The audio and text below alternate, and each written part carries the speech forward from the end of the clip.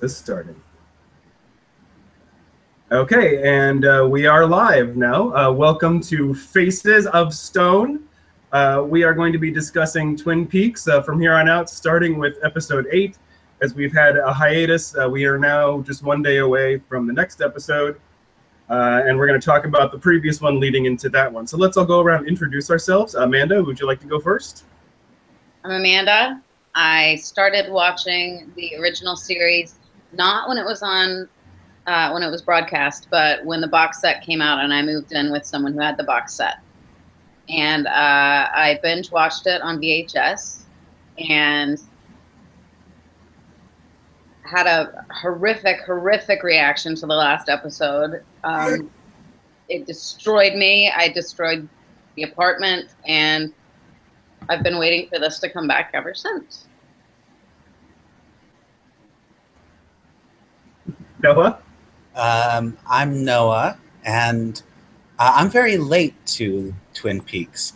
When I was a teenager in high school, all of my friends loved it and talked about it and emulated it, and I could never really get into it. And many times then and in more recent years, I've watched the first few episodes of Twin Peaks, and I've always had a kind of, yes, it's interesting, but for some reason it never compelled me to keep going. But recently, knowing that it was coming back and realizing that I knew an awful lot about this show that I never really watched because of the enthusiasm of so many of the people I love and respect the most, and particularly Amanda's enthusiasm, who broadcasting from another room in the same apartment, my wife, Amanda, who, as you now know, is an original fan. And for some reason, it just hooked me this time. And I don't know if it's more of an open-mindedness about things that I thought weren't really my thing, or if I just realized all the things that always seemed compelling about it are compelling enough to get through some of the aspects of the first few episodes that I always just found kind of too painful to really sit through. Not because I didn't think it was good. I could tell it was excellent, but it just kind of hurt too much. Anyway, and now with this new season, I'm totally into it, and I've saturated myself with the original series, and I've read everything I can get my hands on, and I'm very enthusiastic now about the whole thing, but I've come to it late. Okay. Well, I want to come back to a second to what you were saying about, being painful to watch, because I feel like it's interesting you're so into the new season, considering that it's 1,000 times more painful to watch than the original. It's much more brutal. And I think that's generally not. Yeah. I think part of it, I think I'm a little more open-minded in general. And I think in the past I might have been quicker to say, oh yeah, this is just not my thing. I'm not going to bother with it at all.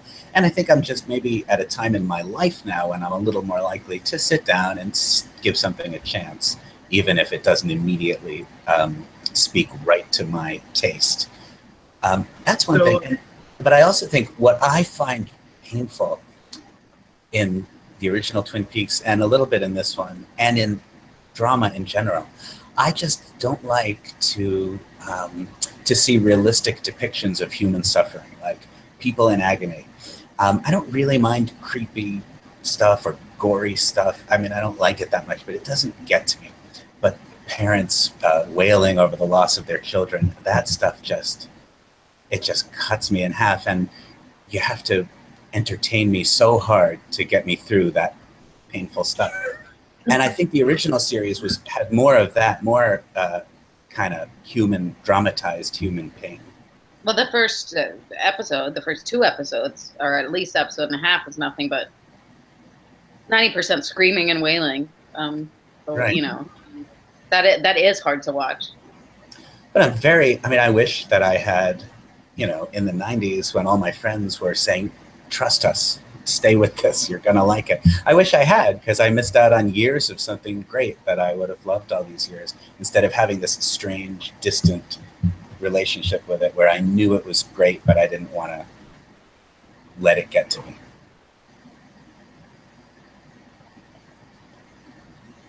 So let's jump into this latest episode. So Amanda, you just hated this, right?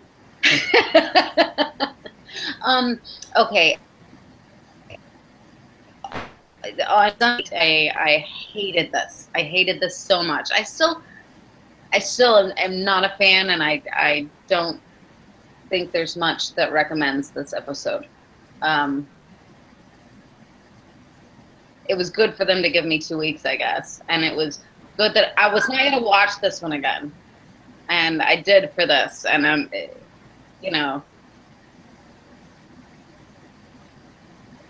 expectations going in to watch it this time, so it was easier to watch. But I felt that the nuclear explosion and the time it took out of all of these episodes, these many episodes we've got, that we just had to have all of this time. It had to be kept in. And you realize, like, part of it is this horrible performance by the Nine Inch Nails. And another part of it is just going through some sort of weird, like, 1980s Space Invaders TI shit on your TV. That's what I felt like. What am I? Texas Instruments. You know, it looks like Texas Instruments video games or something. Like the whole atomic. This is where we agree. I think that nuclear explosion is maybe the most beautiful thing I've ever seen on television. I love it. I think it is exquisitely wrought. What do you love about it? Because it is like the what's the name of the composition that plays under it? The Threnody for the Victims of Hiroshima. I think that's Eine kleine Hiroshima music by the Nine Inch Nails.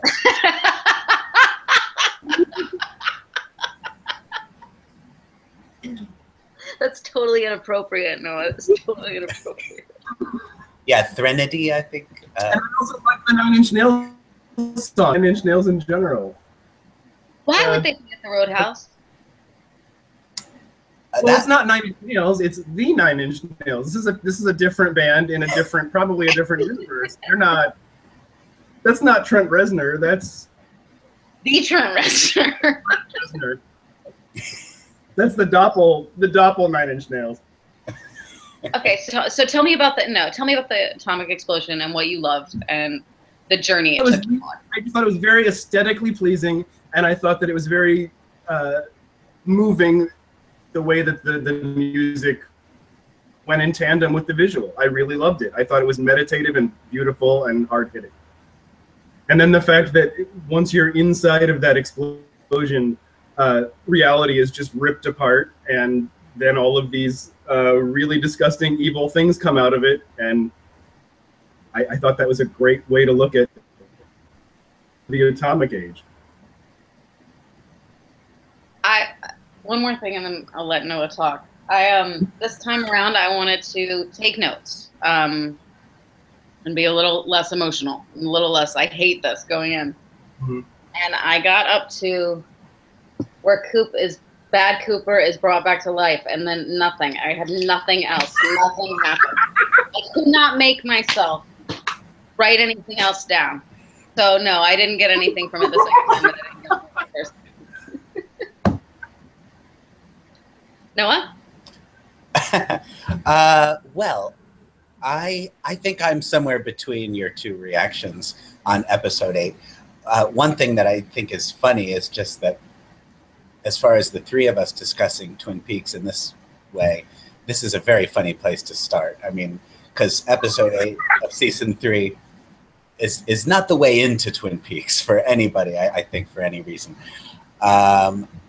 The first time I saw it, the night that it first aired, I basically sat through it just kind of wanting it to end, wanting something to happen or something more concrete to happen, or wanting it to end. And when it was over, I felt kind of exasperated. Then, of course, I spent the next 48 hours reading everybody else's feelings about it and thinking about it, and beginning to feel like, all right, maybe it was partly the week-long wait for what happens next after a very densely plotted episode 7. which was very satisfying in terms of its development of the relatively conventional aspects of this season. So, and I was a little bit surprised how the reaction to episode 8 was so positive. I really didn't expect to see quite so much celebration of it. I thought it would be much more divided, but I've seen very little said against it, which I think speaks basically well of the commentariat. For me, I'm willing to grant that the abominable destruction wrought by the nuclear test ripped open a fissure in the universe and enabled evil spirits like Bob and the Woodsman to thrive. That's all kind of interesting. But for me, it could have been maybe 15 or 20 minutes of an episode that was more entertaining. Like, I wouldn't take anything out of episode 8, but I think I would have gotten the idea after like 2 minutes of abstract imagery and ear-splitting soundscapes rather than 10 minutes, you know. It didn't sustain my interest quite enough, or it asked for more of my attention than it really satisfied. But it's undoubtedly interesting. It's been a hell of a 2 weeks thinking about how it might echo with the existing mythology of this story and world. I'm okay with it. I just could have used a more tightly edited episode 8. Okay. Now, as for those specifics, I mean, what's really interesting, I guess, is what does it all mean? What I find actually kind of interesting about that is that, and of course, you know, some of this may be just the way that information is shared, but it seems like relatively quickly, a lot of people came to more or less the same interpretive conclusions about this as everyone else. As abstract as everyone took it as being, it seems like forward, and most of people really just took it at face value. I think that's true of Twin Peaks in general, and maybe of David Lynch in general. On one hand, it seems like there's a kind of randomness to it all, and it seems so unlike other works of art.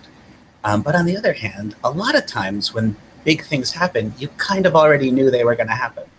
I think, you know, it interacts with your unconscious in interesting ways. And one example from episode 8 that I was reminded of rewatching it this afternoon is when, is it Senorita Dido? Is that who that lady is? Yes, Senorita Dido.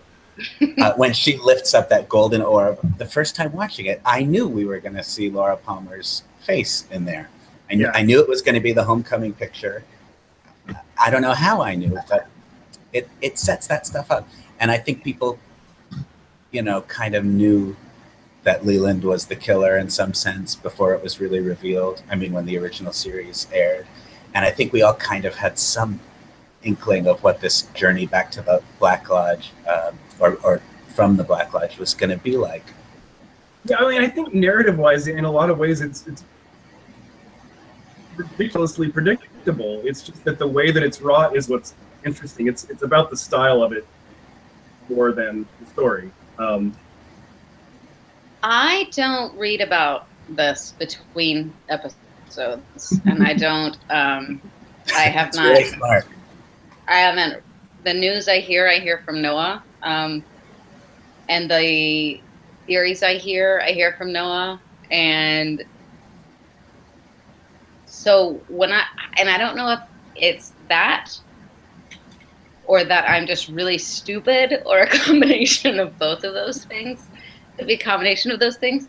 That I don't ever know what's coming. I don't understand it when it happens, and I don't find anything straightforward. I haven't found a single thing straightforward. And when somebody comes back to me and says, "Oh, well, this is clearly the blah blah blah blah blah of blah blah blah," that's what everybody said about 10 minutes after it happened. I'm so at a loss. I don't know if I'm coming at it from a different angle from everybody else. Or with the whole new series. The new series, or the new. So you feel totally lost about everything. I feel more lost than I think anybody else does. Did you feel lost with the original series? No. No, I didn't. Okay. I feel like I understood the original series very, very well. I do think it's fair to... No, please. Well, no, but I mean, I think I was going to... What you're saying is that, like, this one is a lot more... Oh, for me, it's not as easily digestible. I think the psychological drama and the hidden psychological, like, layers of duality, bad, good, father, lover, all that stuff. That was easily digestible to me, and I guess maybe from life experience and just from who I am. And this is so much visual stuff, and maybe I'm just not a visual person. I don't translate the visual stuff at all. I just see it and think, okay, are you going to tell me something now? I need someone to talk to me. No one's talking to me. That's what it is. Nobody's talking to me. Or they just keep showing me things. Well, we said I'm sure episode 9 will begin with Gordon Cole at a chalkboard explaining everything in episode 8. But I mean, I think it's definitely fair to say that the original series was more of a human drama, more of a story about characters and their relation to each other. It was idiosyncratic and inventive and experimental in its way, certainly. But what we're seeing now is a much more internal kind of arc of basically one character in a supernatural, soul-splitting dilemma. You know, I mean, the reasons to tune in next time in this season are not... If the characters in season 3 were watching Invitation to Love, yes, there'd be no reason for that. I have a question for the room. Yes. Is Evil Cooper like the Crow? Is he invincible? Can he not be killed? Or does he have to make it to the Black Lodge? So Ray says that Cooper had help, and apparently at least Ray wasn't expecting this help. And that was the woodsman. Right. Who showed up and ostensibly did something to prevent him from dying. Okay. And this involved taking the blood from his abdomen and smearing it on his face. And then Bob coming out of his belly. Or were they pushing Bob in? No, well, that was the thing. It was like, it seemed to me like they were, I just watching it now, like they were kind of drawing him out of the belly, but then they didn't take him all the way out. It's like they were just kind of showing Bob to him. They lift his head up, and I think it was even the vlog lady that I was watching that said it was like he had given birth to a baby, and they were holding the mother's head up to look at that baby. I think it's indeterminate whether or not Bob was removed or put back in. Yeah, like perhaps the woodsmen were coming to assist because this doppelganger is the vessel of Bob. Right. They have him dying. But I mean, so they're like putting him back in and resealing it. And there seems to be a lot of people disagree about whether or not Bob is still there. Did we lose Amanda? Hey, Amanda. Oh, I think. Oh, there we go. There she is. You really offended me. You had it with all of this Bob bullshit. So but it seems like at least Ray thought that they were helping. And Ray also thinks at least that he's talking to Jeffries, huh? Does he, though? He just said Philip. Now, this is the thing. I had always assumed anytime someone said Philip, they were talking about Philip Jeffries, but I realized we haven't seen Philip Gerard. Uh-huh. So someone could be talking to Philip Gerard when they're saying... So he could be talking to Philip Gerard instead of Philip Jeffries. Interesting. Well, Evil Coop thought he was talking to Jeffries in the hotel, right, where he killed Daria. It seems like it wasn't, because he's like, is this Philip Jeffries? And then it's, so... And that certainly didn't sound like even someone trying to sound like David Bowie trying to sound Southern. So... Right. I don't think that was supposed to be Philip Jeffries, but Evil Coop thought he was talking to Philip Jeffries. So I mean, it's possible that Ray is working for Philip Gerard, who is hiring him to kill Evil Coop because he knows he's Evil Coop. Yeah, that's possible. I think, I mean, once it gets from, the episode sort of begins as though we're going to have another, like the last few episodes, pick up where we left off. With lots of exposition and forward momentum in the narrative. Yeah, Evil Cooper and Ray, and we've been wondering what's going to happen there with that escape and how that's going to work out. Right. Ray shoots him. That seems like a huge moment because we've been told one of you has to die. Right. So we've been waiting to see. I was not expecting that at all. I was, you know, as soon as we got out of the prison, I was like, Ray is toast. Right. Oh, yeah, I told Ray. I was like, oh, Ray. But as soon as he said, I think that's worth some money, I was like, oh, Ray. Yeah, oh, Ray. Gone. You're so gone. Tricked you, fucker. So that took me, totally blindsided me. I did not see that coming at all. And also what I didn't see coming at all is me suddenly finding Ray interesting. Like, I had found Ray to just be a totally boring character, but when he freaked out watching those woodsmen, I suddenly kind of cared about Ray. He has a connection in the jail. Clearly, the warden had talked to him. Well, and also, like, how did Doppelkoop's gun have bullets but not fire? I guess the firing pit had been ground down. Yeah, that's what I always hear. Or like a piece had been removed. Yeah. See, there's a gun has a piece in it. It's called the hitter, and it hits the bullet out of the gun. And I think someone had removed the hitter from that particular firearm. And then we get the 9-inch nails. We get the 9-inch nails. So just a little note is that I think that there is probably at least supposed to remind us of Jimmy Scott. I think that Jimmy Scott died before he could be in this. But it's very under the sycamore treesy. Mm-hmm. And, you know, he's even got that pine cone. Oh, the MC at the... MC, yeah. Like, and the pine cones are like... he looks a lot like Jimmy Scott. I'd like to talk a little more about the woodsman before we go into the 9-inch nails. The 9-inch nails? Okay, yeah, So, I mean... the first time we saw anything like this was in the jail cell, right? Yes. Yes. Unless we're talking about some people think, like Fire Walk with Me, that there were two woodsmen in a Black Lodge scene. Really? They were dressed like these guys. They weren't covered in oil or paint. Those guys are covered. Okay. But yes, so the first time we see him is in the jail cell next to the principal. Yeah. Whose fingerprints were in the murder scene.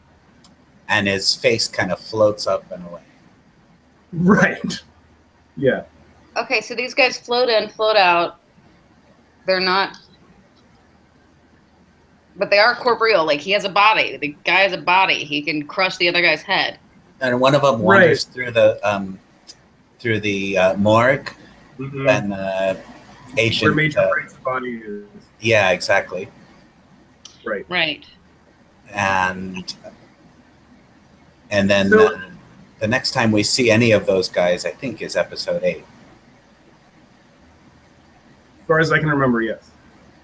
So, I mean, they certainly seem to be related to Bob and the Black Lodge.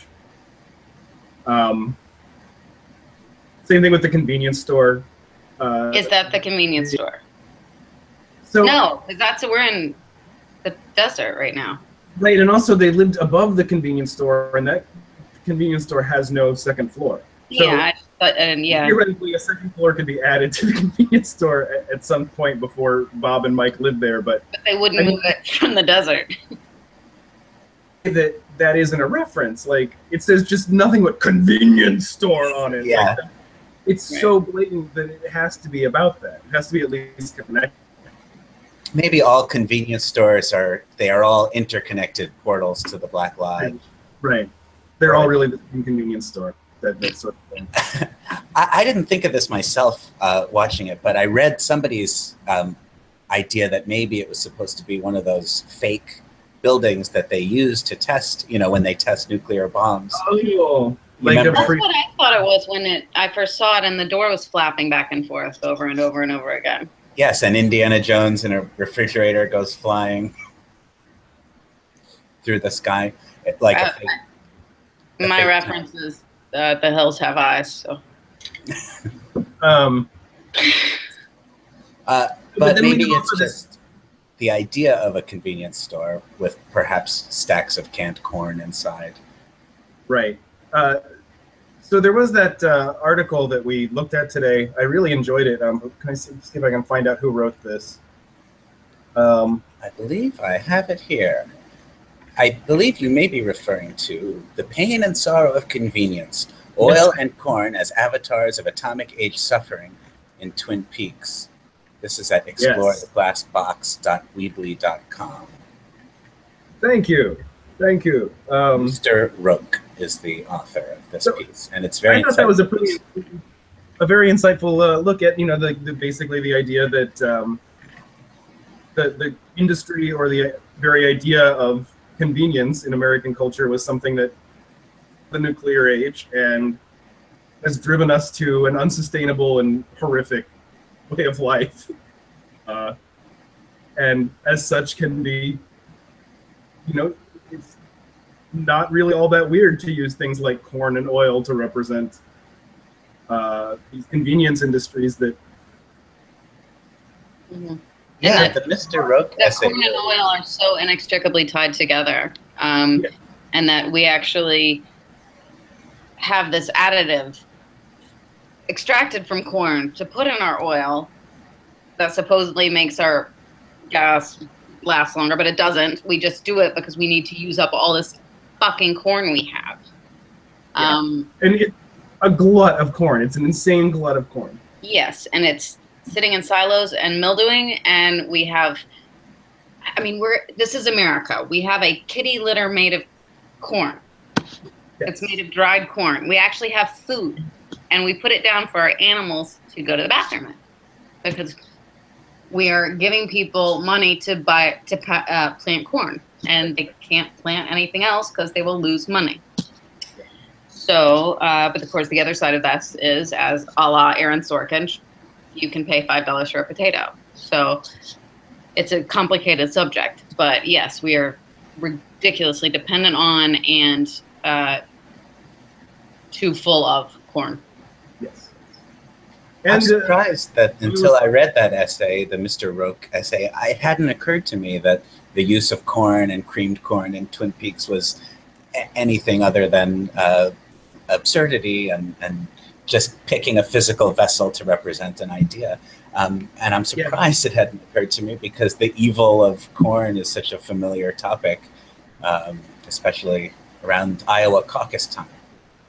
I think because, for me at least, since it was cream corn, it wasn't just corn, it was cream corn, which is, sort of something that you can joke about and people do. This is, part of the hospital of so it just kind of seemed like this funny thing that, had it been actual rows of corn, I may have thought of it a lot more directly. Right. No, it's the most processed possible thing you can have. Right. With sugar and with high fructose corn syrup added. And it's in everything. It's just, there's corn syrup in everything. But and as I didn't notice, as that same article pointed out, that that ear of corn on next to Gordon Cole's desk. Yeah. Which, I did think, oh, Garmin Bozia. I didn't notice that it was over the column of the nuclear explosion, or that we see that, and then we do see that hit the wall behind him, and he's apparently whistling a Rammstein song. Apparently so. And the other thing on his wall is a portrait of Kafka. The Metamorphosis. So then we get that little frog roach. Frog. Mm-hmm. Or a frog moth, as apparently in an Inland Empire bonus feature. Have you seen this yet? Is it his War Things That Happened? It's whizzing through cyberspace right now. Apparently, on one of the DVD extras for Inland Empire, there's a feature where David Lynch cooks quinoa and babbles for a while. And apparently one of the things he talks about, I just heard a little clip of it on someone else's podcast, is about frog moths and an experience he had with them, which also involved a copper coin, which could involve the penny that the girl finds walking home with a Right. boy in episode 8. And also the main woodman, you know, is played by this actor who's played Abraham Lincoln a lot and looks a lot like Abraham Lincoln. Right. And that would And so seem this to be, would have Abe Lincoln on it, yeah. yeah. I mean, and that wouldn't, I would never think, oh, he's supposed to be Lincoln, but the penny does. He's at least supposed to be Lincoln-esque. I mean, that can't be too much of a mistake. The penny. Yeah, but when he was crushing those people's heads, I thought, hey, some great emancipator. Yeah, that's not very Abe. I didn't learn that in school. So the about that woodsman, I felt his killing of the secretary was just really upsetting to me, the way that it was portrayed.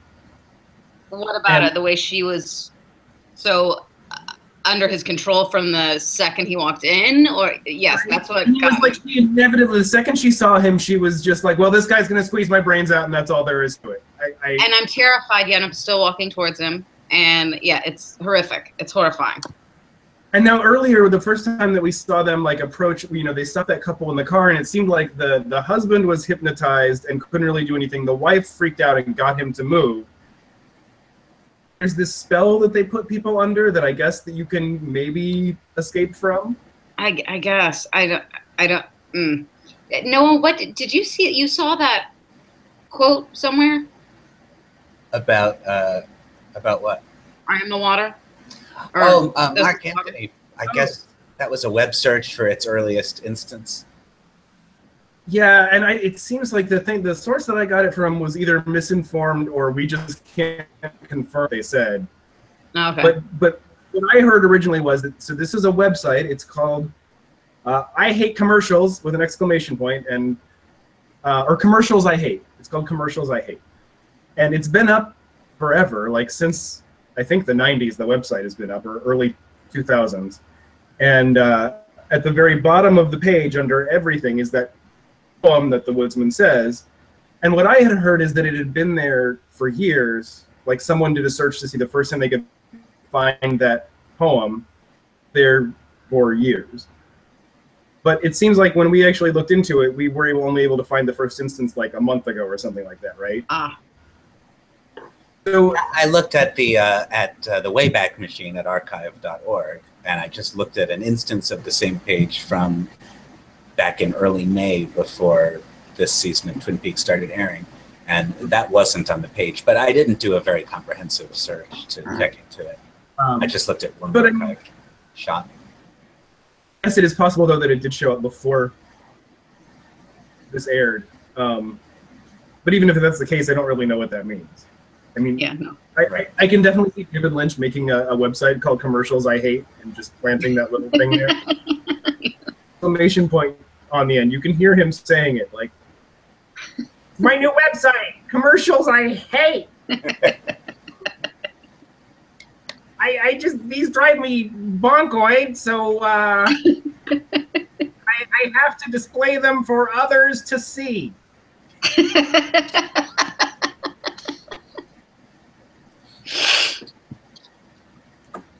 Please go on. Holy jump! That's a bad commercial. It's like So- taste good food and you have to share it. But anyway, I don't know if he's involved in that or if it's just someone involved with that site saw the episode and added it. But I did get spooked when I first heard about that. Yeah, oh, I totally did. That whole thing spooks me out. I did actually get spooked this time and last time. Every time I saw the woodsman, that second woodsman, like the Abe Lincoln dude, he creeps me out. Here's the thing: they creep me out too, and why do they creep me out? I can't quite figure it out. And here's the best I can come up with is that they make me thirsty. Just looking at them, and especially when he talks. It makes me need a drink. It's like they're just super dry and parched, and I'm like, oh, just can we moisturize these guys? Very interesting, actually, because they're dusty, they're dry. Is that filterless cigarette? Which, when you're thirsty and you smoke a filterless cigarette, it's just terrible. And I feel like they're also, you know, at least he is, that particular woodsman is kind of blue balling us with never getting a light. You know, he's making this request that is not happening, and No. It's not going to happen. that's very specifically taunting. Doesn't even repeating it happen, kind really. of robotically in the same exact cadence, you know, that repetition of gotta light. It's very disconcerting. It's very, very disconcerting. But there is a whole stretch. There's the nuclear. I want to talk more about that. I want to hear more, Marc-Anthony, what you thought, how you felt about that. About the nuclear thing? Well, okay, so, I mean, I loved how once we do the zoom in, and I mean, can you really disagree with me? You don't think that was a really nicely rendered? I do. I do, and I also think it was, you know, we've talked about how some of the special effects in this Twin Peaks seem kind of deliberately low rent and homemade, and a lot of video layering and pixelated images and things. And so when there is a choice to do a hyper-realistic CGI representation of something, like the nuclear explosion or the frog moth, it makes you sit up straight because you're really being asked to buy into it in a way that you aren't when it's like the Woodman effects, when they're rehabilitating the fallen doppelganger. And it just kind of looks, you know, like more vintage video kind of effects. Right. And I like the juxtaposition of that with the, you know, more homemade elements or things that just are kind of shoddier or retro in their, you know, like when Laura was like zapped up in the lodge in like episode whatever. I think, you know, it's like someone took a video toaster and did that. It really did look like it was from the 90s. Yeah, or when Cooper was flying through space and you thought like, oh, Kyle MacLachlan is lying on a black sheet with holes in it and a light, and they're shaking the camera at him. It's very art school.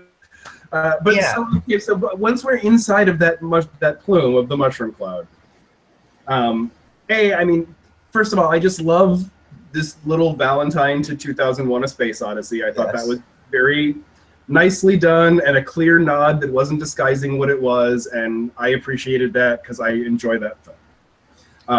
Yes, indeed. I also thought it was a nice little reference to the 1998 Windows screensaver. Well, I'm just being. There was a part that was so, and then also like when we get the kind of like cell or film elements going on, I just like that just because I aesthetically like rough, scratchy film. Just looking at it like in the same way listening to like the warm crackle of a phonograph is nice. I like looking at film doing that blippy thing and being scratched and having little hairs.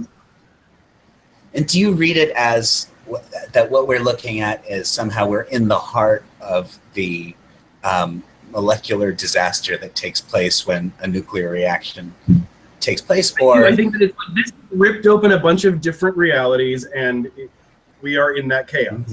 So one of them is this film, and then you also get those like stars from when Cooper was non-existent and fell out of the lodge. And then you get this looks to me like a blurred view of like a locust attack or something. There's like swarming almost insects. And so, you know, like the idea of infestation seems to kind of go along with the idea that now these woodsmen or whatever lodge denizens are now loose upon the earth. And so then when it does go to the lodge, or not the lodge, the woodsman at the convenience store, I mean, you know, there it gets really old school, surrealist, Dada avant-garde, and you got me, David, you got me. I have not made a stone. I'm going to buy right into it. I'm like, hell yeah, it's getting blurry and then not blurry, and there's smoke going the wrong way. Yes.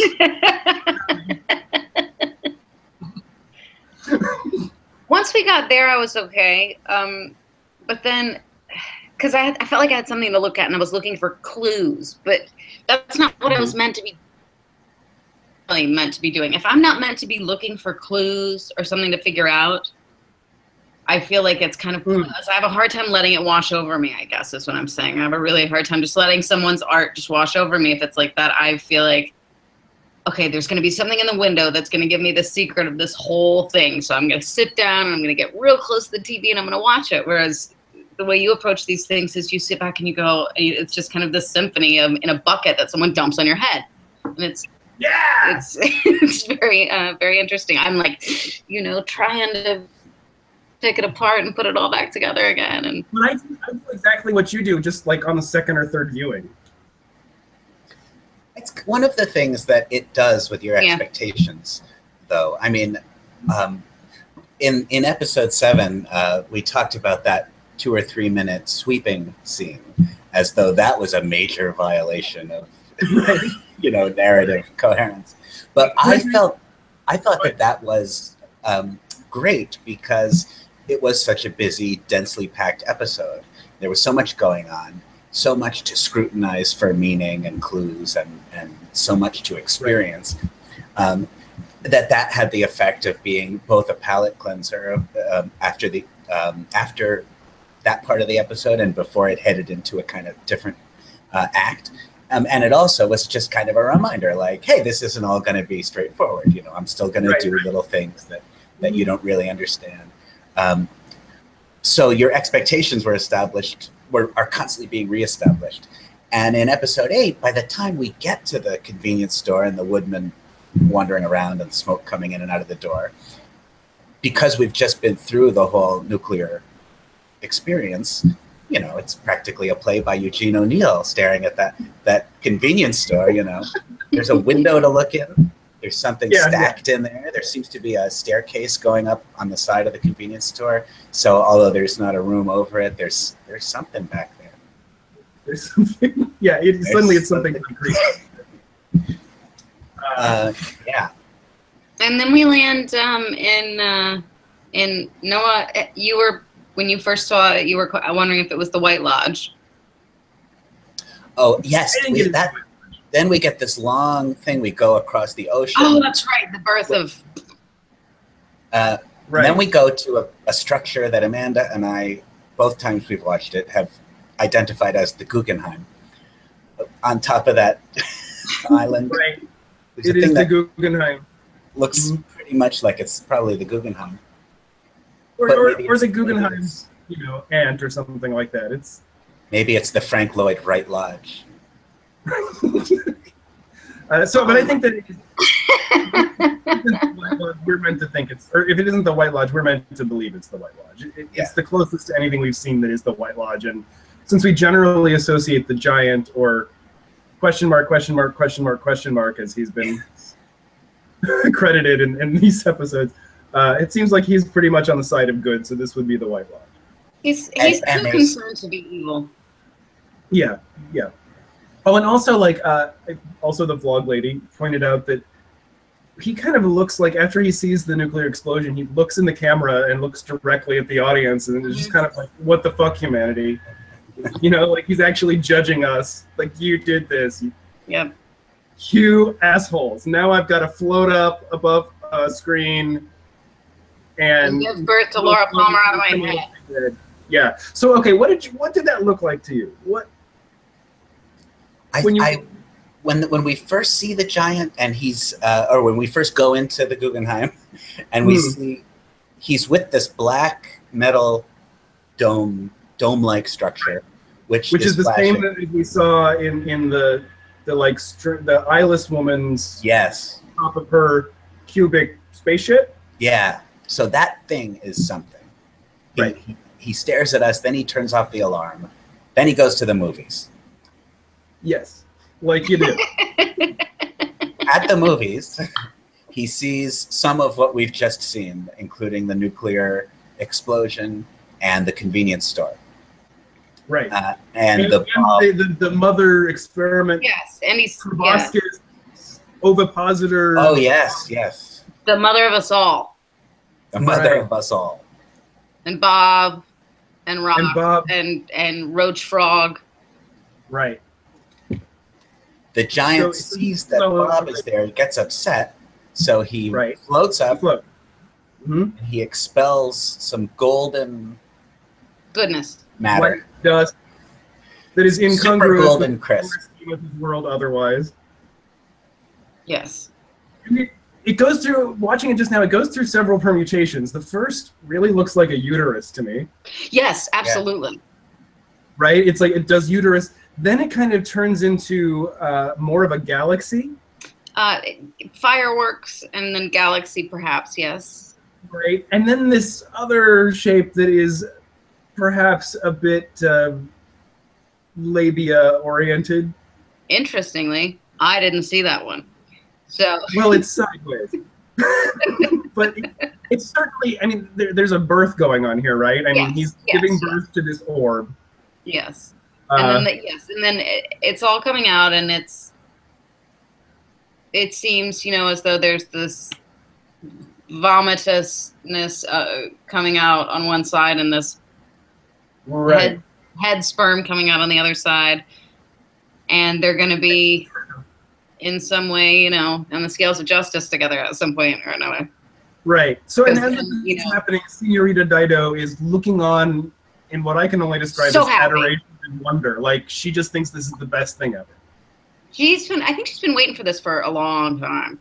Right. And I just have to say, like, I don't know what anyone else feels, but I think she's one of the most beautiful things I've ever seen. I love looking at her. She's amazing. She's amazing. My favorite thing in this episode. She's just striking, and she's got this like warm poise that I've never seen anyone have. Like everything her face does is beautiful. Yeah. I was really watching it again today and thinking, I love everything her face does. It's gorgeous. Yeah.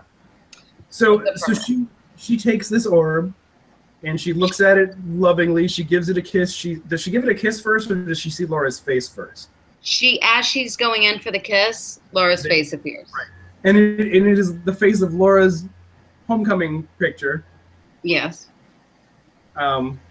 Which I guess, you know, if we're seeing the inception of Laura here, that's her destiny, is just to be that. It is. I mean, and she's that's the picture that's over the falls now. Right. Now this is an interesting little place here to talk, because from a lot of what people have been saying about this episode, it seems like there's a general consensus that we don't really see or know enough to conclude that this means that Laura is somehow the essence of good that's being sent to Earth in a premeditated way to counteract Bob as the essence of evil. And nor does it necessarily mean that all that we know Laura is going to endure in her life is somehow predestined or meant to be, or a scheme that is ultimately has some cosmic wisdom to it. But people seem uncomfortable with those ideas, and rightly so, I think. I find myself thinking, I hope it's not that simple, and I hope we're not asked to accept Laura's eventual trauma as part of a benevolent design. Yeah, it seems more likely to me that you know, that was the intention of these White Lodge people, was that she was going to go there and be able to defeat Bob or overcome Bob, but she was corrupted from a young age and wasn't able to. Because they intentionally went for her, I don't know. Yeah. One thing that I thought about watching it this time is that I think it's really interesting that when they do introduce Laura to the world, it's literally through film. They put her, well, you know, she gets two-dimensional, and then all of a sudden she's in our world, and I think that's, you know, like Philip Jeffries said that in Twin Peaks is just kind of the petri dish for the lodges, and they are playing with it through film. Yeah, it sort of seems connected to the way a lot of the special effects play with your knowledge that you're looking at a kind of video or cinematic product. And it also seems a little bit connected to the role that electricity plays. Right, right. Well, and watching is been repeated over and over and over in the season. I mean, we start with the guy watching the glass box. There is a lot of security cameras going on. And also it makes me think of the smashing of the television at the beginning of Fire Walk With Me.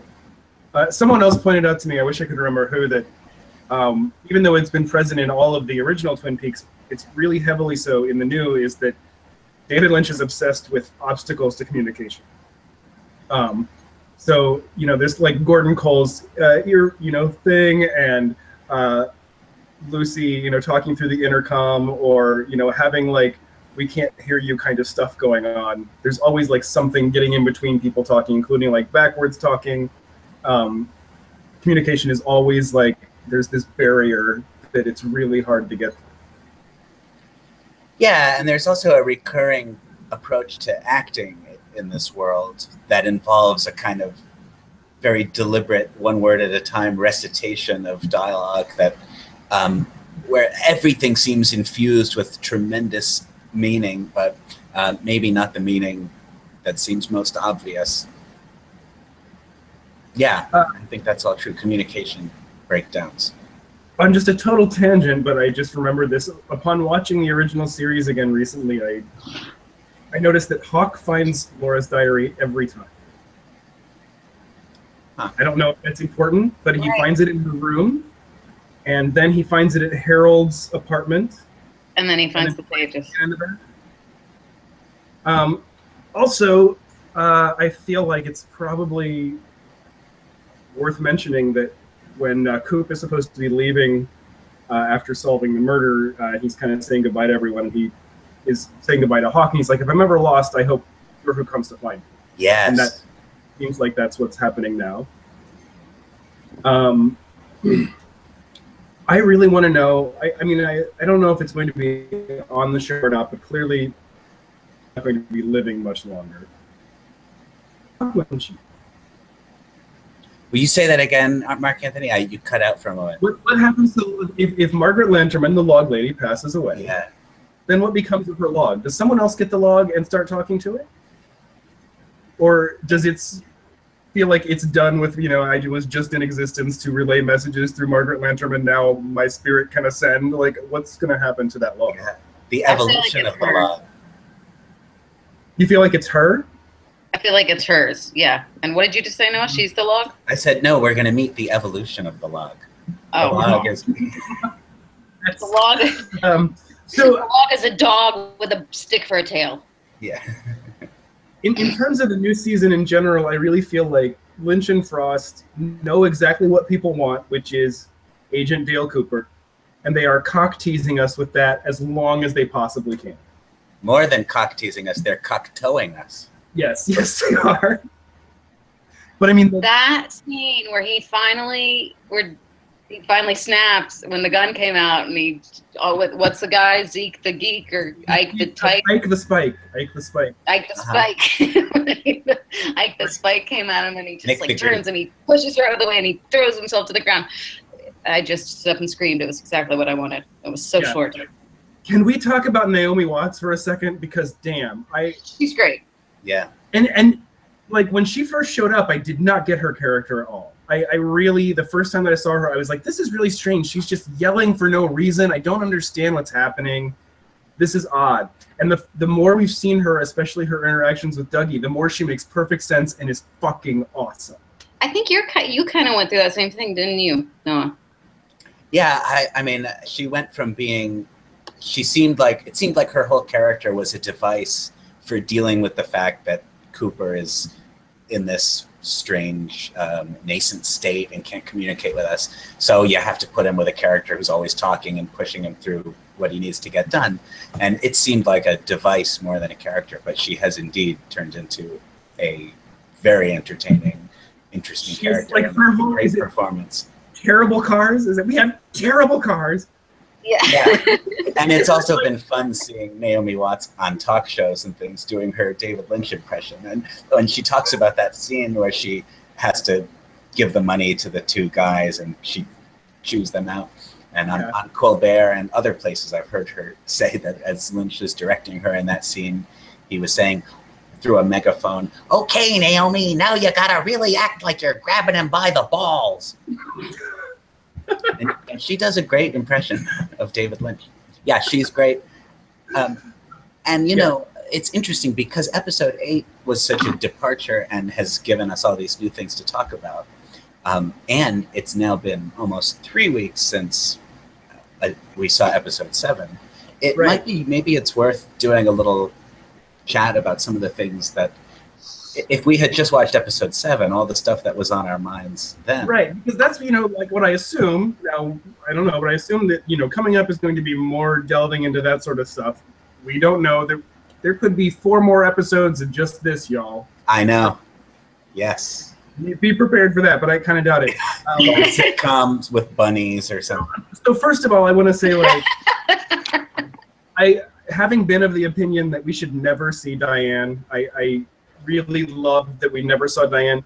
The reveal of her was so gorgeous and exquisite, and Laura Dern as Diane is my goddess. I will thoughts.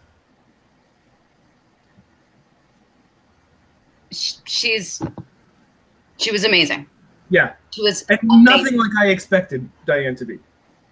No, but it also kind of leads you to, I wonder what Diane was like what kind of ride has Diane been on in the last 25 years? Right. It feels like she's always been Diane. And partly it's because of her, the way she interacts with Gordon and Albert. You know, you believe the history among them so quickly. And one of the things that after episode 7 and going into episode 9 was most on my mind is, you know, Diane and Cole are going to have a little talk about the night that the last time she saw Cooper. And that, you know, one would think there would be a lot to chew on in that. Yeah, definitely. I mean, just her reaction to Cooper. I mean, God. Let's just talk about Laura Dern's performance there, which was gut-wrenching and completely informed the scene. Yes, the disgust and fear that were there, it was so palpable. The realization that, like, you realized how little she wanted to be there, yet she was doing it for Gordon Cole, and so she knew how important it was that she be there too. I think she was doing it a little for herself too. Probably, yes. I think she wanted to confirm, because she must have, when whatever happened then, and I think we all have some pretty solid theories, but whatever happened then, she must have had that was not the Dale I know. Is this the Dale I know? Right, and so now she wants to know, like, is this, and so I think she knew exactly how to confirm whether or not it was the Dale she knew. It's also such a... Good. Well, I was just going to say that scene is also such a study in what Twin Peaks and David Lynch and the not mentioned often enough Mark Frost do with us, because that scene with Diane and Evil Cooper in the jail, on one hand, this is kind of the reunion of 2 classic characters from original Twin Peaks, and yet one of them is somebody we've never really met before, and the other is an evil, different, scary version of the person we know. You know, it's the constant subverting of our expectations, and this thing that feels like it should be a warm and nostalgic reunion is just like ice water being poured down your shirt. Right. Do you think it's significant that Diane has white hair like Leland did? Oh. Hadn't occurred to me. Hadn't occurred to me either. Now I do. I don't know. No, I don't know. Sign of people that have been traumatized by Bob, you know, like they. Yeah. But anyway, her performance was great. She was great. And when she grabs Gordon in the parking lot, and oh God, and the pain that's going through her is just so ridiculous. Like, to the point where I'm typically silent all the way through Twin Peaks when we watch it. I try to be, and I couldn't stand it. And about 3/4 of the way through their scene, I just went, "God damn it, Laura Dern!" I mean, like, yeah, I can't. She really brought it. So I think that's been one of the highlights of the new series, as well as also Albert. I have adored, and I wasn't expecting to see him because it was my understanding he had passed away before they started filming. So I was so delighted to actually see him, and we've gotten lots of him and lots of great moments with him. Yeah, absolutely, including the moment this broadcast is named for, which is perhaps my favorite moment in the new season, when Gordon Cole is disappointed that they're not going to be going past Mount Rushmore. Yes.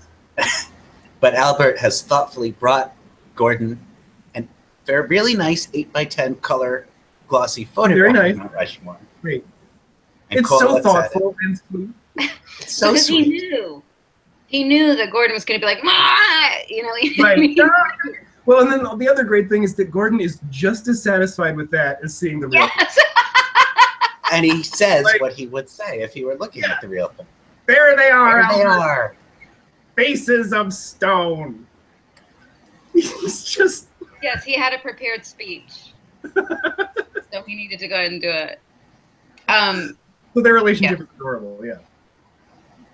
And, can we please talk about Denise? Let's talk about...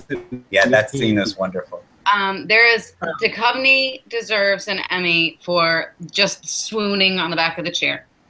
That's it. That's all he needed to do, and he won me back over in a second. And I had actually said they're going to have to do something with Denise because it can't just be Duchovny in a wig anymore. Too much time has passed. Like, right. That's, we need some tucking and some contouring and some things. Nope. It's Duchovny in a wig, and it's fine. It's fine. Absolutely fine. And also, like, Gordon's reaction, their interaction is just so sweet and believable. And, that when I heard their hearts are dying. Wild, confused. Change your heart. Like, just, I love them to fix their hearts or die. Their hearts are die. What a great line. And when Denise is expressing her skepticism about Tammy Preston, and Cole tells him there's room for more than one beautiful woman in this Federal Bureau of Investigation. It's so good. It's too good. Let's see. Also, so we had talked about, I think, like, some people have this theory that the doppelganger Laura was the one that was killed. That there was a, I love that. Still alive somehow. And I thought that was ridiculous. Like, the first time I heard that, I was like, that's, I see why people might think that, but that's just so stupid. But then the more times I thought about it, and especially watching the new series recently, or original series again recently, people keep talking, like, when she first dies, about how she lived a double life. There were two Lauras. I'm not who you think I am. Yeah, there's a lot of that. So I guess it does hold some water as a theory. I still think it's a little out there, but there is enough there to support it. I mean, it's going to be because it's going to look the same because it's the same actor doing the same thing. But when she's screaming because she's being murdered, she looks so much like, including just the way the camera's framing her face, evil Laura in the lodge screaming at Dale. I mean, they look, her eyes, the way her eyes are lit, they're lit bright blue. And you kind of just go, oh, wow, she really looks like the screamy one, which then you realize later as evil Laura, or bad Laura, or whatever they are. Is it evil, or is it bad? I don't know. It seems like I guess the doppelgangers are kind of like tofu. Depends how you season a doppelganger. Right. So if you put Bob in there, you're gonna get a spicy bad evil. So, because I think Dougie is basically a doppelganger, right? Mm-hmm. Well, he's a little bit of gold, right? Yeah, that little bit of gold also was seen in episode 8. Didn't we go inside a gold nugget? There was a little gold thing that, did appear. And I wondered if that was like the essence of humanity, but not if it's Dougie, because I don't want the essence of humanity to be Dougie. No, it's like a familiar image. It's a very sad thought. Right. Well, and also the Philip Jeffries alarm clock bell communication thing. Oh, that's right. Something similar to that. Yes. So these little, golden ball things seem to be, I don't know, it's like it's a soul or a seed for something. It's very odd. I don't know. Yeah, it's like it's the essence of a human, not humanity, maybe. Right. But anyway, I also wonder, clearly Shelley's daughter is a lot like Laura. Who's a lot like Laura? Shelley's daughter. Like she's... Oh, yes. Becky. Oh. You know, she's got a labor boyfriend. She's doing drugs. She's sneaking around in cars and stuff. Yeah.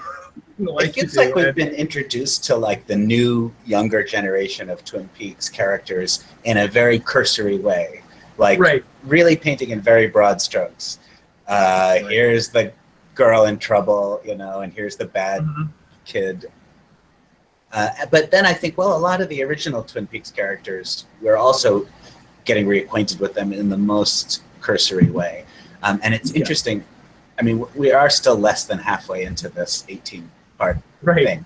So we don't know what we're going to step back from the whole thing and think. But, you know, characters like Sarah Palmer, we saw about 5 seconds of her. Right. Where she was watching blue animals eat one another. Yes. Yeah. Yes. Who do we think Shelley's daughter's dad is? I'm sorry, what? Shelley's daughter's dad. Do we think it was Bobby or not? Can't be Bobby. It would make the most sense. I would think it would, yeah, Bobby seems the most likely. Really? Who do you think? I don't know. I feel like Bobby and Shelley are not together and have not been together for some time. Right, but how old is her daughter? It's true. You know, like, they may have been together for a few more years, just long enough for her to get pregnant. But yeah, it could be anybody. I think that also want to know whose son. Richard Horn. It's Audrey's. That's what I mean. Based on what Doc Hayward said in that really adorable Skype call, by the way, like complete with a Groucho Marx joke. Yes. yes, and you know, fecal references and just an old man being an old man. I thought was great. Wow, look at that. There you go. Oh no, I don't have anything. Oh yes, I do. Oh my god.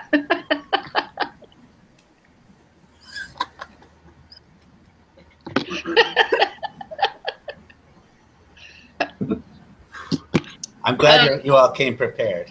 I think it's hilarious that Marc-Anthony is the only person who had to stand up and get his. And it only took you 5.5 seconds. I wasn't as well prepared as you were. I'm sorry. Okay, so also these disguises ready in case Briggs for a second. Can we? Oh, Major Briggs. Major Briggs. Right. So that was his body. Half was his body. Right. And it hasn't aged basically since the end of the original series. And around that time in the series, he had come back from the White Lodge. He said he came back from the White Lodge and he was wearing old school flight uniform, goggly stuff. Right. So World War I flying ace. Right. And he was in charge of the listening post in Twin Peaks that was originally monitoring space, but then started monitoring Twin Peaks, and then got messages for Cooper. Yes. Right. So I wondered if his time in the lodge and all, because he was taken away many times and brought back in his life. Right.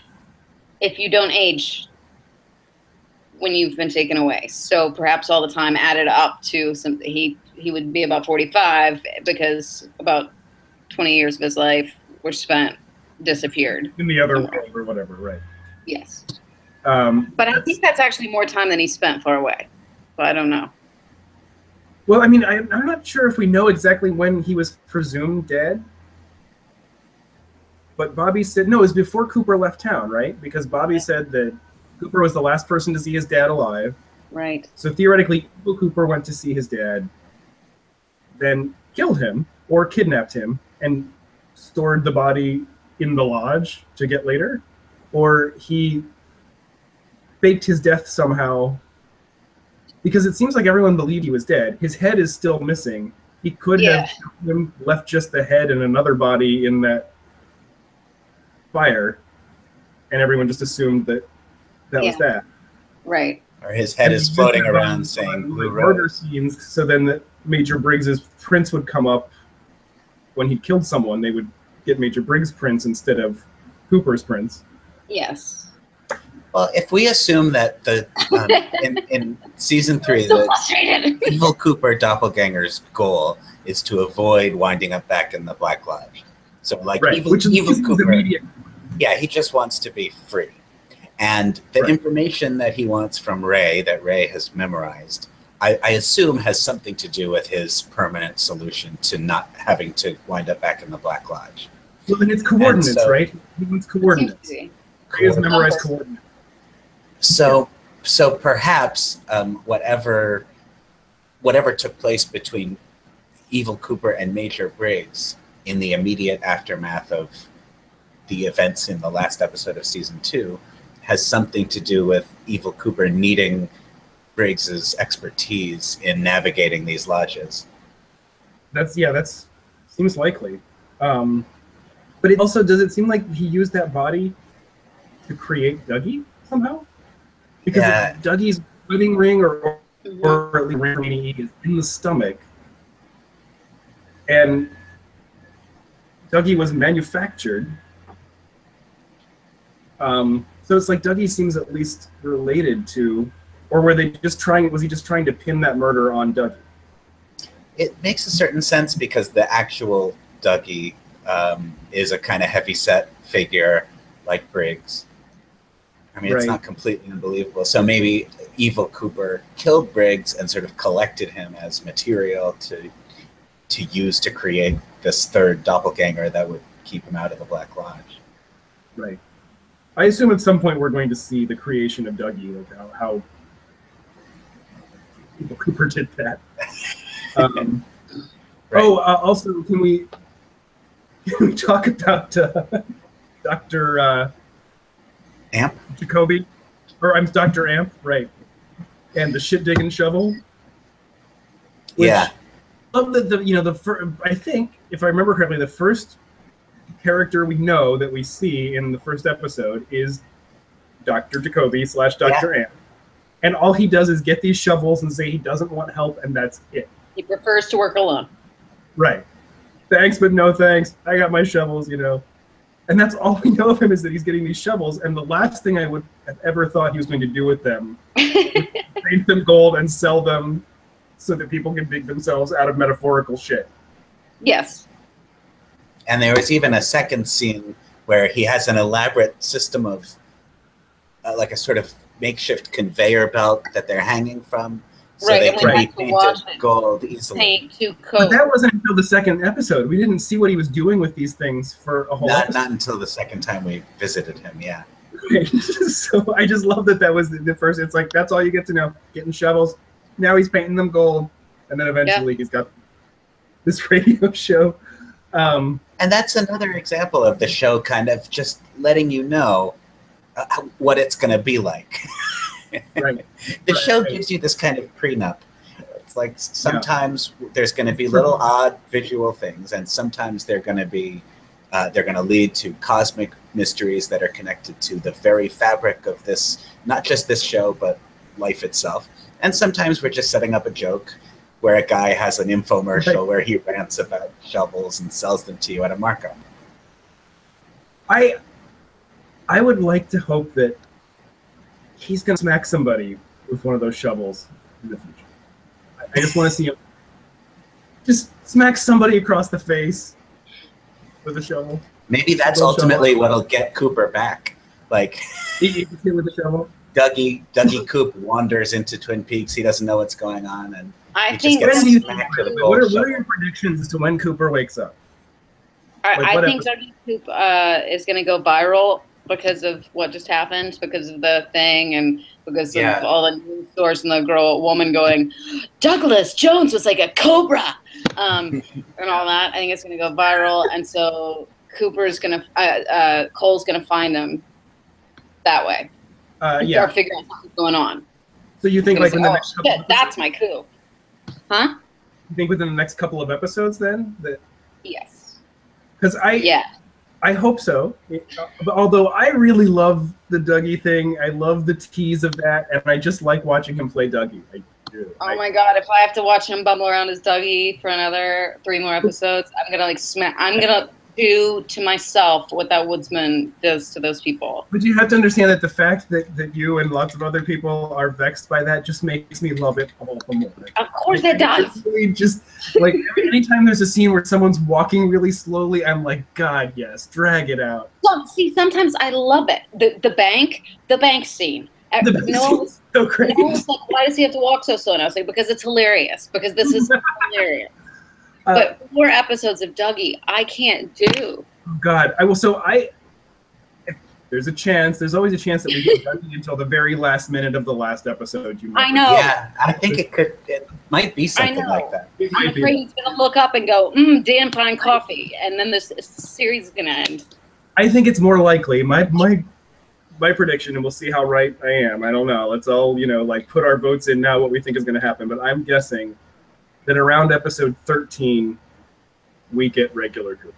That would be like somewhere around the 3rd act. If this is one film, I was like, things really started to pick up in terms of the narrative around this time of the 2nd act. So 3rd act, I would think that's when we finally get Cooper. I wonder if we're correct even to think that there will be some kind of moment where he snaps back to what he was. Because as much as I want to see that, I do sort of appreciate the possibility that maybe that's not really what this story needs. And the same way the original series, as you're enjoying it, every now and then it reminds you that the root of all this actually is this horrible, thing of this girl's terrible abuse and pain and incest and demonic possession of some kind. It's like the thing at the heart of it is really so troubling. And it's the same with this season. Like, it's fun to follow it along and work on its puzzles in your mind. But at the heart of it, this FBI agent went to investigate a case, in Twin Peaks and wound up spending 25 years with his soul trapped in some unfathomable dimension, while an evil version of him wreaked havoc and possibly all kinds of further abuse on all the people close to him. There's a horrible thing at the center of it. Yeah, well, I mean, yeah, that's, and speaking of the horrible things, like, it does seem like Bob/Evil Coop directly hurting all the people that Cooper loves. Like, it, it's like, seems like he attacked Diane, may have molested Audrey in a coma. Yeah, maybe Briggs. At least hinted at. He probably killed Major Briggs. So he kind of went for Coop's favorites. Very dark and upsetting. Yeah, so I mean, even if he does suddenly become cognizant again of his origins and who he is, he's not going to be happy. No. It's going to be like, he'd be the most shambles in the world. He's lost 25 years of his life. All of his loved ones gone. So, just a couple more things, and I annoyed myself personally. Kind of wind this up in a bit, but I just want to go over some things from Fire Walk with Me that are weird that may have something to do with what's going on in the new series. So, in the Hawk finds those diary pages, and they are a direct quote from Annie when she appeared to Laura in her bed, right? Yes. So, rewatching Fire Walk with Me, Laura finds the pages torn out, runs and gives the book to Harold and tells him to watch this for her, and then learns who Bob is after that. And then after that, Annie appears to her and says, write this in your diary. So she had already given her diary to Harold before she got the information that they found in those pages. Yes. Now, time does work differently in the Black Lodge. Is the idea supposed to be that she had a dream and she wrote it in there and didn't know, and then she gave it to Harold, or is something else going on here? I don't know. My thought was, is that her secret diary, or is it one of the 2 diaries? And then I doesn't, the pages do not match the pages from her that Hawk found in her room. It's a different kind of paper. Right. The paper looks like it could be the one from the secret diary, but it's really neatly cut. And when we see the diary, it's been ripped. Yeah, it's been ripped. Jagged and ripped and all that. So I'm not sure exactly where these pages are supposed to have come from. No. Maybe her doppelganger was also keeping a diary. Yes, that's so. I mean, but that's the other thing in the Secret History. I don't know if you finished reading that. I haven't read it all, but I've read a lot. So there's a lot of fun, interesting stuff in there that references things happening in the new series, and it gives you an extra insight into that and all of that. But what's weird about it is that there are all of these little stories included about somewhat minor characters, and I assume intentionally contradicting what was in the.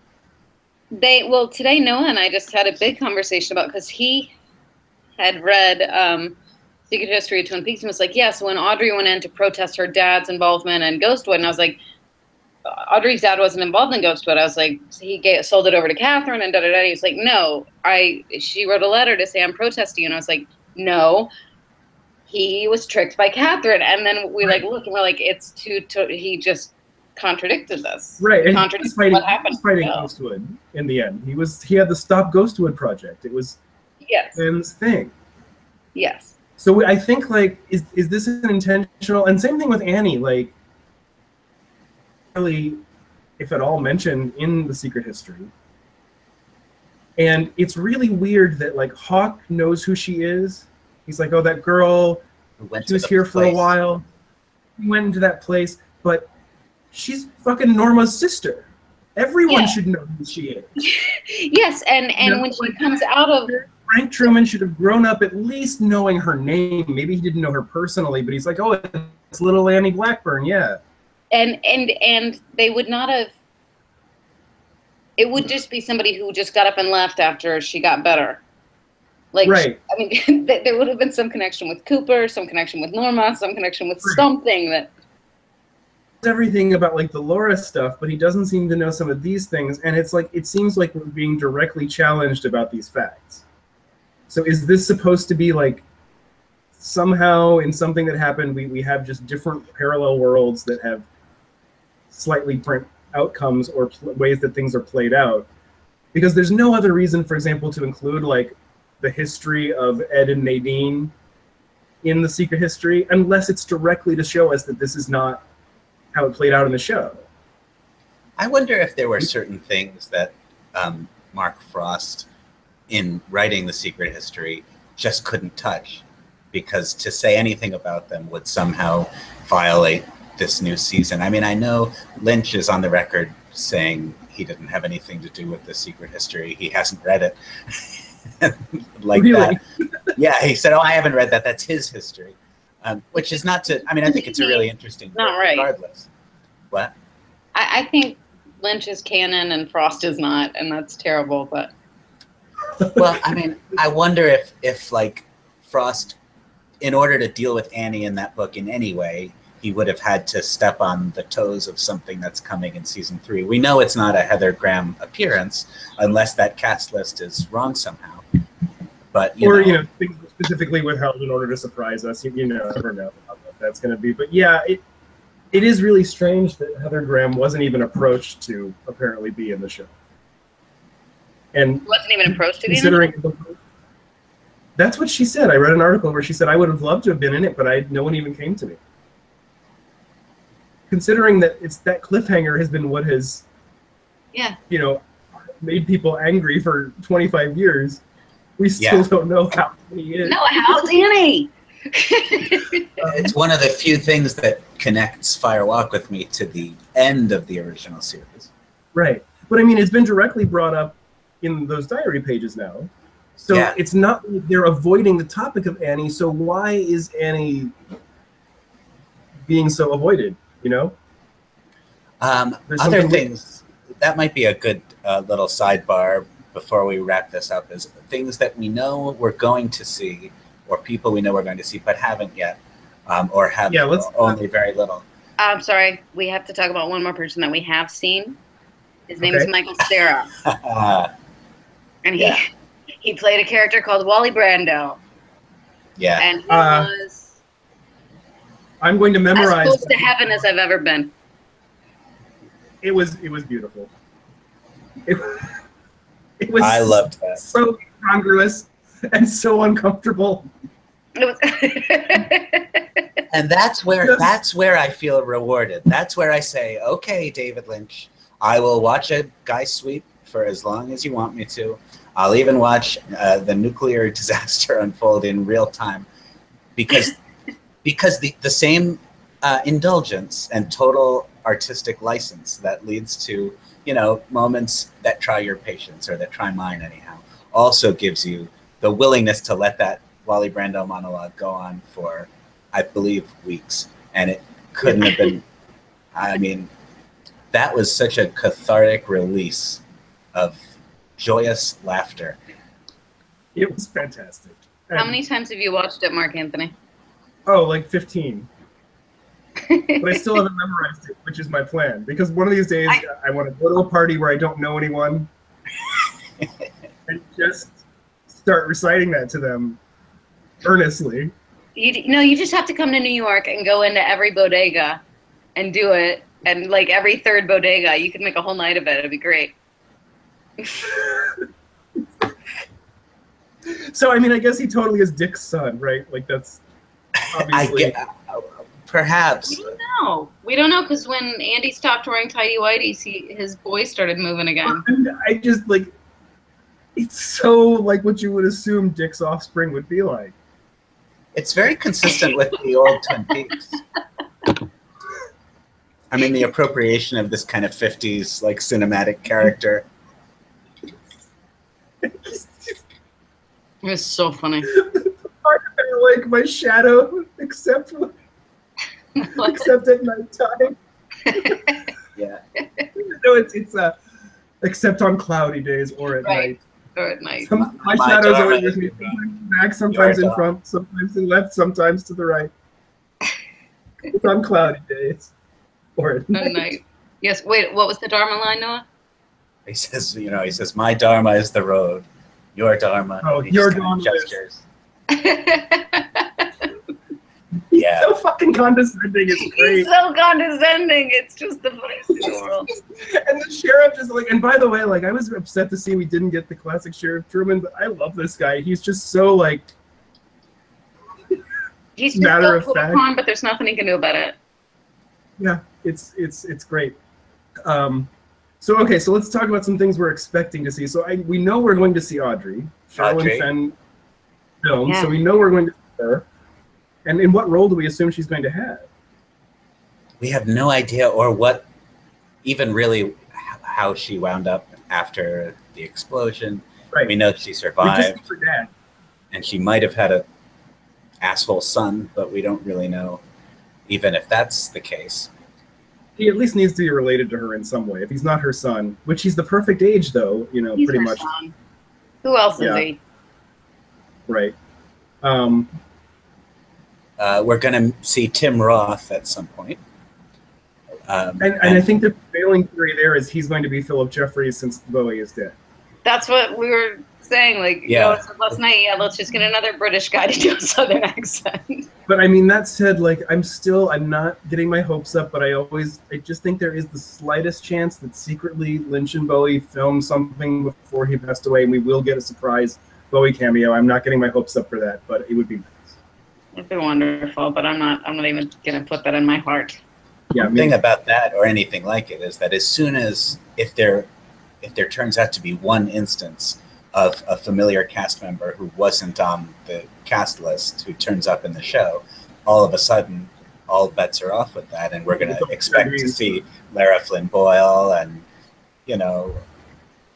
was it that had the Piper idea of Lara Flynn Boyle and Moira Kelly playing Donna and Donna's doppelganger? Yeah. So who else have we not seen that we know? There's people we have seen, but I think we will see more of, including it seems from interviews and things that have been said that Cheryl Lee did a lot more work than we have seen so far. And that doesn't necessarily mean we're here. So, and I do think, back to the point before about the doppelganger theory with Laura, I would never go so far as to predict that, but as a thought exercise, if this season ends with Laura Palmer somehow alive, that would be right. That would be remarkable if the series could pull off a total reversal of its original premise. Agreed. That would be beautiful. Someone else has suggested that, if we see Bob in that little orb, right? We see Laura in a somewhat similar orb. Does this mean that Laura can inhabit people? Is she going to go into Shelley's daughter and use her to fight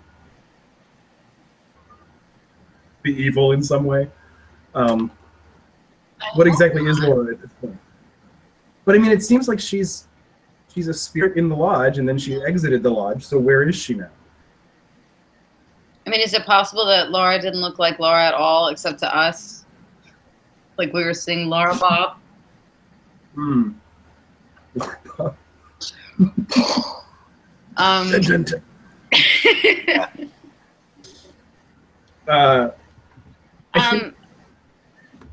just want to say I'm very happy with Bobby Briggs. I think he's been doing a fine job being a very strange, again, almost heartthrobby, but too weird to be heartthrobby guy. Yes. Yeah. Well, and I think it makes perfect sense, but it's still surprising that he's a cop. Mm-hmm. Yeah.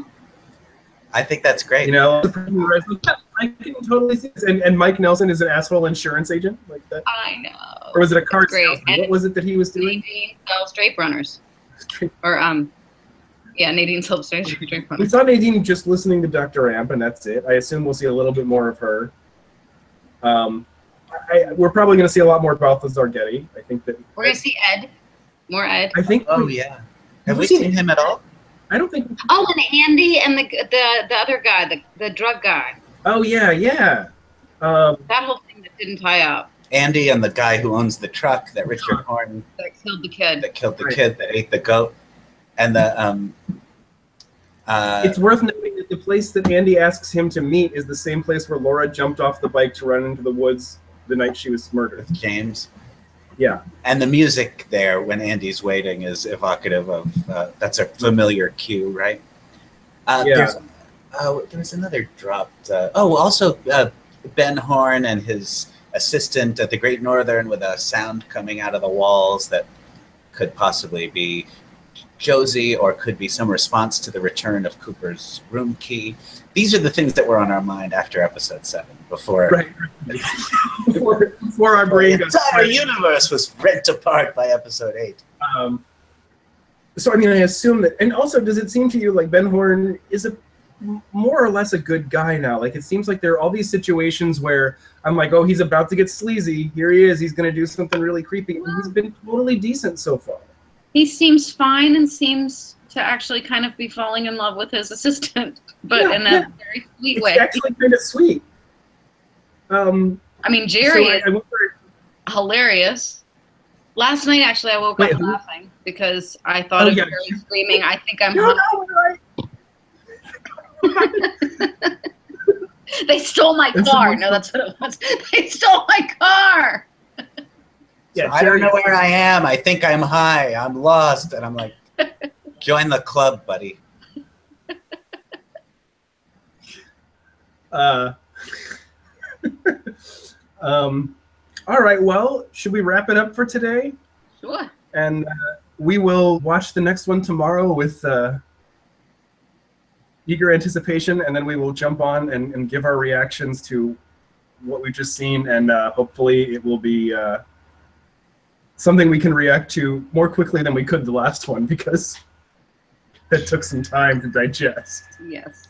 Well, as we were saying before, if I had done an immediate reaction after the first time I saw episode 8, I think I would have been more negative and more sort of exasperated than I am now. And that's interesting. I mean, in terms of the question about whether a hot take is preferable or not to a more reasoned, having digested take. Yeah, I mean, with that particular episode, I think immediately afterwards, I was pretty dumbfounded myself. And that's my bread and butter. Like, I love that stuff. It makes me giddy. And even I was like, I'm sleeping on it. But I would expect the next one, we're probably going to have something a little more. I'd rather do it right after. I think it's. I think let's do that. And you know, if we feel like we've got more to say later and we've got some time, we can always jump on again and give further thoughts. So, there is always more space on the internet. the internet is infinite. Again. All right, it was great talking to you. It's a pleasure, guys. Yeah. All right. Tune in next time for the Faces of Stone reaction to episode 9. Faces of Stone. Faces of Stone. Good night, everybody.